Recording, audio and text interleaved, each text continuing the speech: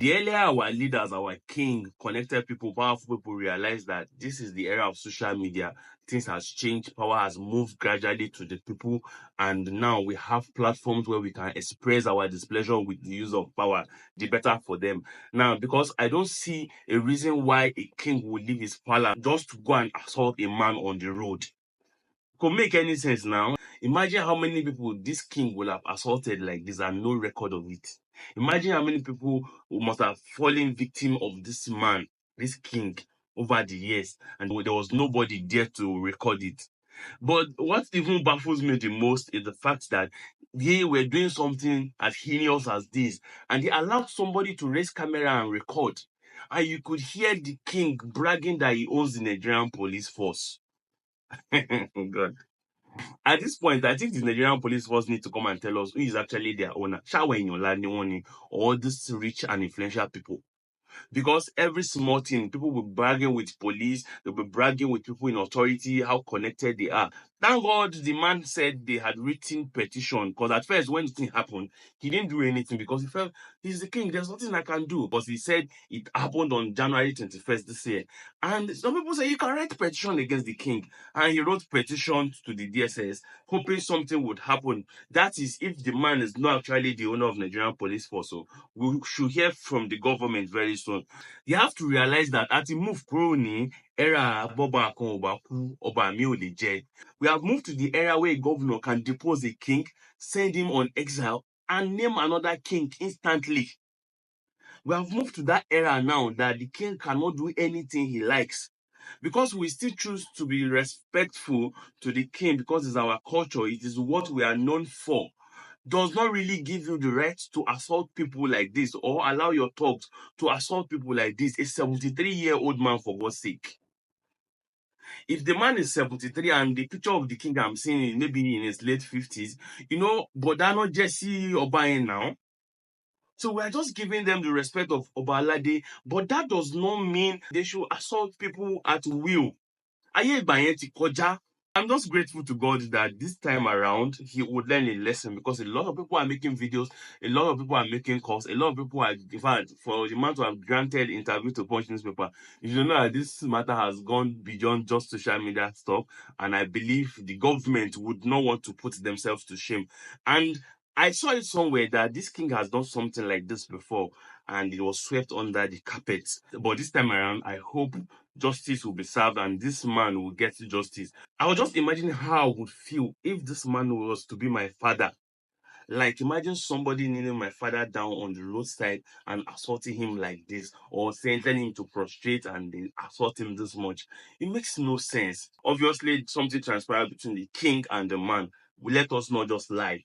The man is still saying he did not do anything wrong to the king, he did not offend the king. But you can hear the king saying Odalenye, which actually means the man did something to the king. The man offended the king. Somebody cannot just stand up and call you a betrayer just like that. Something must have happened and the king probably felt betrayed.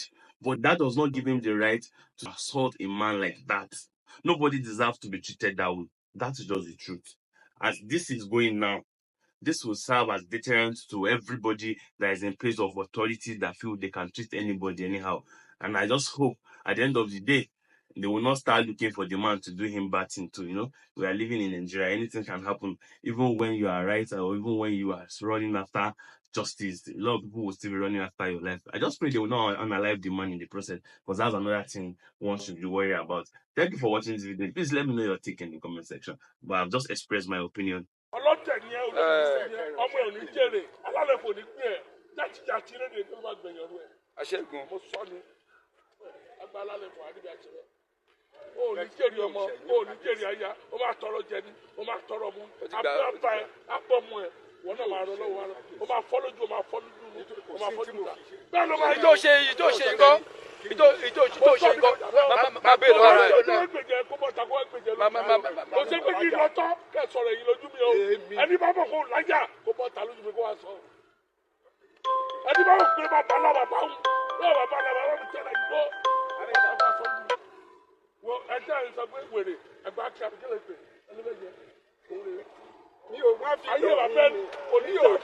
ní òjò ṣe baálẹ̀ ní àbábá ṣe baálẹ̀ ní ṣe baálẹ̀ ní ṣe baálẹ̀ ní. ẹ̀yin tó bá ṣọ̀tẹ̀ ọmọ yóò ní jèrè ẹ̀yin tó bá ṣọ̀tẹ̀ ẹ̀yin tó bá ṣọ̀tẹ̀ ẹ̀ ní jèrè ọmọ gbogbo ẹ̀yin tó bá ṣọ̀tẹ̀ ọmọ yóò ní jèrè lọ tó bá ti kú omi kọ lọ́mọdé yẹn mo kápá yín mo ṣòro àti fọlé àti mo kó ọwọ́ mi tó ẹ lọ bọ́ nísìnyí ọ̀gá lọ sọ sọtọ́ nígbà kí náà tó bá bá ṣe lè sọ fún ẹ tó gbàgbé tó ní látẹ̀kọ́ ọ̀rẹ́ ẹni tí látẹ̀kọ́ jọ rẹ̀ ọ̀rẹ́ ẹni onílàtẹ̀kọ́ ọ̀rẹ́ ẹni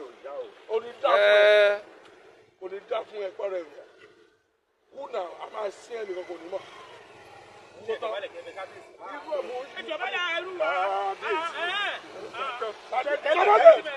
Ẹjọba lẹ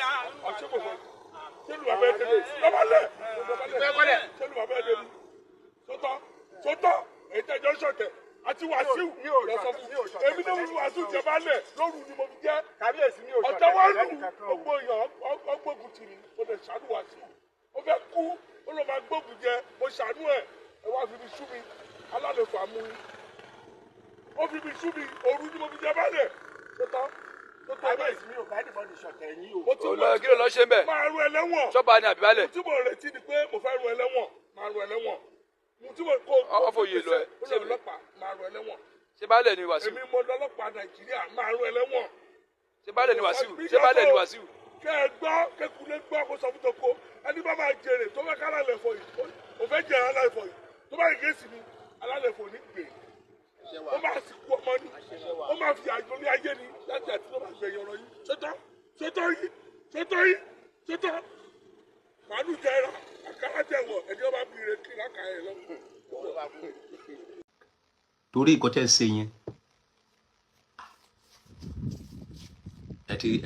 ẹ dúpẹ́ pé kì í ṣàwálà wà ní president lẹ́ni o ẹ níjọba mọ́ o ẹ máa fọ́ bá pè tán ni o àtòrí tiyín àgbé stamp lady world ọba ní your family ẹ ò ní fojú kan ọba mọ́ tẹ́tà yẹn máa fi parẹ́ because you disgrace entire that town because of that reaction o disgrace adé tó wà lórí ẹ o disgrace ìlú tí o jọba lé lórí with that your reaction no matter what may be as a king téèyàn kan bá ṣẹ̀ láàrin ìlú action méjì pé ló lè take as ọba ìlú tó bá rí wípé action tí ẹnìyẹn take ó lágbára ìyẹn wípé bóyá ó fẹ́ ká ẹ mọ́lé lóru tí ẹni pé kó arrest ẹ tó bá dẹ̀ rí wípé wọ́n ń ṣe ọ̀tẹ̀ lábẹ́lẹ̀ bóyá wọ́n fẹ́ pa ẹ bóyá wọ́n gbógun tì ẹ́ ṣebí orí òótọ́ ló ṣe dórí oyè àbí jìbìtì lẹ fi dórí oyè ni tó bá yẹ pé orí òótọ́ lẹ fi dórí oyè ẹ sọ fún àwọn alálẹ̀ wípé àdàbí o tó bá gèlè jẹ́ pé àpèrè bàbá mi ni mo wà àdàbí o ipò tí mo wà yìí tí ò bá gèlè jẹ́ wípé ifá yàn mí tí mo fi dórí ipò yìí gbogbo àwọn tó sọ̀tẹ̀ sí mi kán kúkú òjijì ó tàn kí ló wá dé tẹ́ fi lọ́ọ́ hùwà ọmọ ìta ìwà tí àwọn ọmọ ìta máa hù láàrin ìlú tẹ́ máa bá wọn wí gẹ́gẹ́ bí ọba wípé ẹ wá ẹ má ṣe bẹ́ẹ̀ yẹn mọ́ má máa hùwà hooligans ẹ̀yin ọba ìlú ẹ wá gbá front ẹ gbé ọmọ ẹ̀ ṣépè ẹ gbé aya ẹ̀ ṣépè ẹni ojú ẹ̀ máa fọ́ ẹni ẹ̀ máa rán lẹ́wọ̀n ẹ máa ṣègbà ẹ máa ṣàwo ẹ̀kọ́ wo lẹ ń kọ́ àwọn ọmọ ìlú yìí kó máa oppress àwọn ènìyàn lẹ́sìn wo lẹ ń fún àwọn ọmọ tó wà lẹ́yìn yín tẹ́jọba lé lórí wípé tí wọ́n bá ti wà ní ipò wípé kó máa gún àwọn ènìyàn gàràgàrà nǹkan tẹ́ ń kọ́ ará ìlú nìyẹn ọba ò tọ́ sí yín o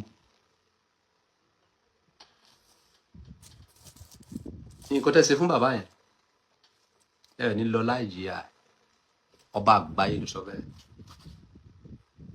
ọ̀hún tẹ́ bá bọ́ síta tẹ́ bá sọ fún wa nǹkan tí bàbá yẹn ṣe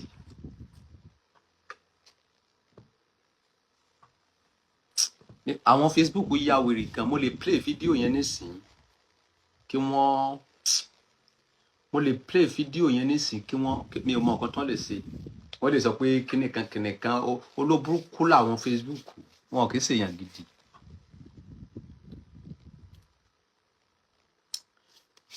ẹ jẹ́ kí play fídíò ẹ̀ fẹ́yìn tí Facebook ẹ jẹ́ ẹ wo fídíò yẹn tí mo sọ̀rọ̀ lé lórí ẹ̀yìn tí TikTok mọ́ bọ̀ ẹ jẹ́ kí play ẹ̀ fún yín nǹkan tó bá fẹ́ ṣe kí Facebook wá sí ẹ tí ẹ sì rí ná kó tó ìbọn máa ṣe wèrè o ẹ jẹ́ kí play fídíò yẹn fún yín ẹ wo nǹkan tó ṣẹlẹ̀ ẹ̀yin ti Facebook mọ̀ ń bọ̀.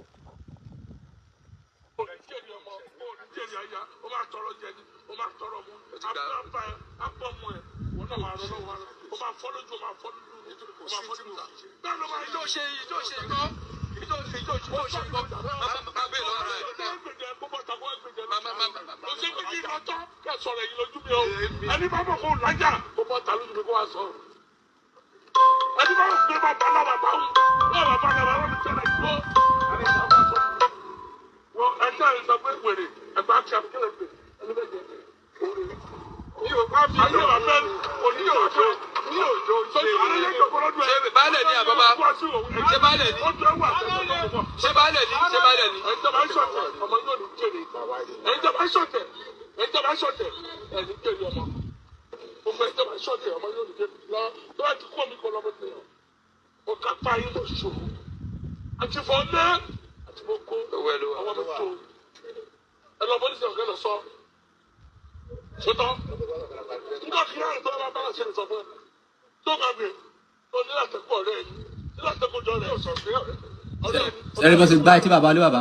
onídàá fún ẹgbẹ́ rẹ kùnà a máa ṣe ẹ̀ nìkan kò ní mọ̀.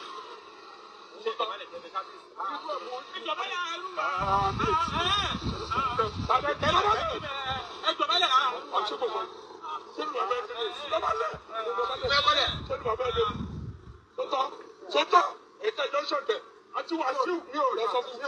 Èmi náà wù wàásù jẹba lẹ̀ lóru ni mo jẹ́. Ọ̀tẹ̀ wá lù gbogbo èèyàn ọgbógun tì mí. Mo fẹ́ ṣàánú wàásù. Mo fẹ́ kú ó ló máa gbógun jẹ. Mo ṣàánú ẹ̀. Ẹ wá fi mi sú mi. Alálòpọ̀ mi. Ó fi mi sú mi. Òru ni mo fi jẹba lẹ̀. Sọ́tọ̀ àbẹ̀ ìsinmi ò bá nìkan ìṣọ̀tẹ̀ yìí o. Mo ti lọ kí ló lọ ṣe bẹ́ẹ̀. Máa rú ẹlẹ́wọ̀n. Ṣọ́ba ni àbíbálẹ̀. Tí mo retí ni pé mo fẹ́ rú ẹlẹ́wọ̀n. Máa rú ẹlẹ́wọ̀n. Mo tí mo kó àwọn fòye lọ ẹ. Ṣé ọlọ́pàá máa rú ẹlẹ́wọ̀n? Ṣé baálẹ̀ ni Wàsíù? Èmi mo lọ́lọ́pàá Nàìjíríà máa rú ẹlẹ́wọ̀n. Èmi ni mo lọ́lọ́pàá Nàìjíríà. It's okay. Ó di tó. Ó di tó. Èmi ló ní gbogbo ọlọ́pàá Nàìjíríà máa rán ẹlẹ́wọ̀n. Ṣé ẹ̀yin Facebook ṣe ti rí nǹkan tó bá yẹn ṣe? Ṣé bí ọba ìlú ṣe handle èèyàn rí? Ṣé bí ọba ìlú ṣe handle kéèsì rí? Kí ni bàbá yẹn ṣe?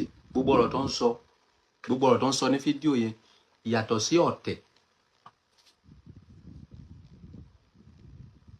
Yàtọ̀ sí ọ̀tẹ̀ tó sọ mi rí point kankan dì mú bẹ̀. So kí ni ọ̀tẹ̀ tó ṣe yẹn a fẹ́ mọ̀? A fẹ́ mọ̀ ọ̀tẹ̀ tí bàbá yẹn ṣe. So pa ẹ lọ́mọ ni. Àbó wá gbébọn ká ẹ mọ́lé lóru a fẹ́ mọ̀.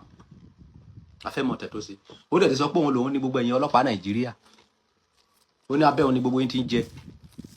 Òun náà lẹ ti ń gbọ́ yẹn. Wípé òun lòun fìdí gbogbo ẹ̀yin ọlọ́pàá Nàìjíríà o.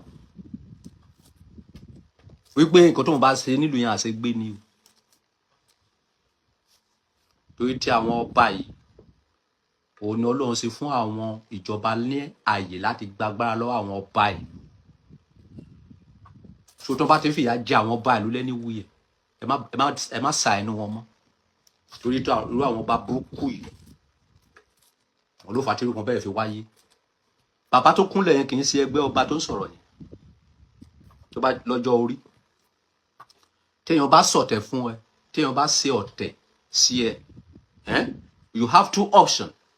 Fi ọjọ́ ẹ lọ àwọn alálẹ̀ àbí kó fọlọ́pàá arrest ẹ kó dẹ̀ lọ proof ọ̀tẹ̀ tó ṣe. Kì í ṣe kó wá lọ sọ́ra ẹ di ọmọ ìta táòtù. Kẹ wá kóra ẹjọ́ kẹ máa lọ kẹ wá ná bàbá olé bàbá. Ṣé bàbá yìí ò bímọ? Irú àwọn ọmọ bàbá ẹ nísìnyí tó bá wà ní position agbára lọ́jọ́ iwájú. Kí ni wọ́n máa ṣe sí àwọn fámìlì ẹ ọba tó ń lu ènìyàn yìí? Ẹnìkan olólè ayé gbóná ọ̀hún.